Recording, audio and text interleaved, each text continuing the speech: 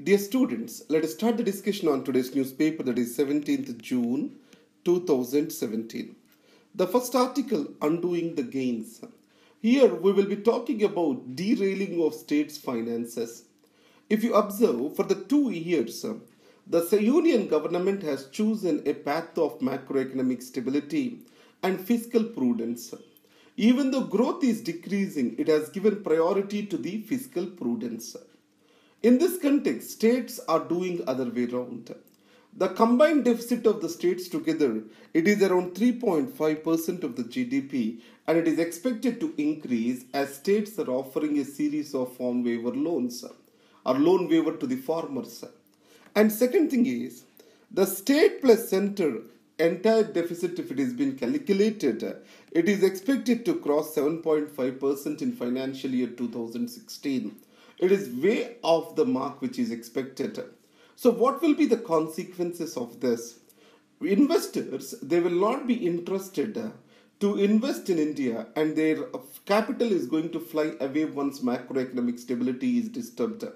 And rating agencies are also going to rate India as a least preferred destination, which will in turn impact the economic growth. And second thing here is, as the center and the states are increasing their spending, the state's expenditure is moving more towards the revenue expenditure, especially in the form of farm loan waivers. And second part of this is, there are many off-budget liabilities which are not calculated as part of the deficit. If you talk about Uday bonds, which are being issued by the states on behalf of the DISCOMs, distribution companies of electricity, these are considered as off-budget liabilities. It means they are not part of the fiscal deficit targets. So how we shall address these problems? The first thing we need to understand is the Article 293.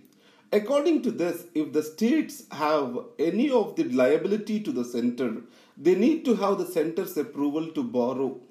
So in this context, the center can tighten the screw with regard to the borrowing of the states which have higher fiscal deficits. But here there is another challenge.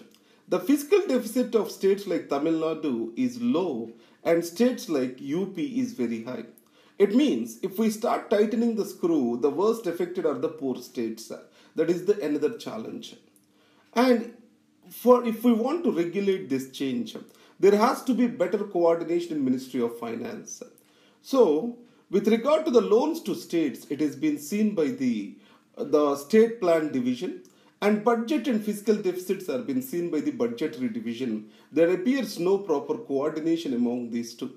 And second, Finance Commission, which has been appointed once in 5 years, it has to take the fiscal deficit of the states as a condition to give the loans to them, and also to manage the horizontal distribution across the states.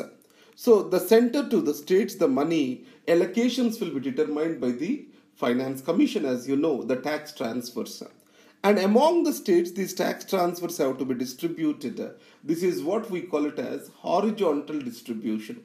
For this horizontal distribution to happen, what is expected is a fiscal prudence. That is what is the second thing we can do. And third thing is, there is a disparity between bond yields and the fiscal performance of the states. If you take center, though macroeconomic stability and fiscal prudence is high, the bond yields of center are low compared to the states.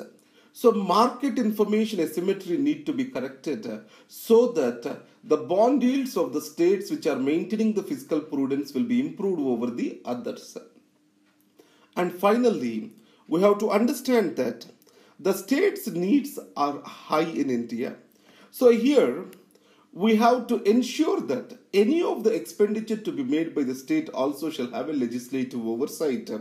Whenever the fiscal deficit of the states is going high, the legislative oversight has to work. The system is there in the center. Similar system we can also have in the states. And regulatory measures we need to install onto the states, especially with regard to the benefits which are coming from center. So these are the points or recommendations that are being made. Next is access to excellence is the next article. Indian higher education system, it suffers from binaries. What do we mean by this? On one way, you have the best quality education institutions like IITs and IIMs. On the other way, the educational institutions are of very poor quality. So you have both the institution lying side by side. So for these institutions, especially like IITs, there is intense competition, and the other institutions there are the seats which are being left unfilled. So in this context, our examination system is giving or breeding the coaching centers, and also children are becoming more and more coaching oriented rather than individually or else moral or other learnings possible happening from education. So that's why education system's objective has to enlighten an individual for better life, morality, rather than killing him through competition. It is creating exceptionalism, isolation, and also killing the thinking power of the student. So the carry home point is simple. Indian education system, especially in higher education, it suffers from a binary where one way the institutions of excellence are working, on the other side the institutions of poor quality are coexisting, and it is making our entire education system around competition and exams. So that has to change. An enabling environment has to be created for the child to realize his fullest of potential. And then book of jobs. It is about statistics, employment statistics. As of now, employment statistics are being developed by Labor Bureau.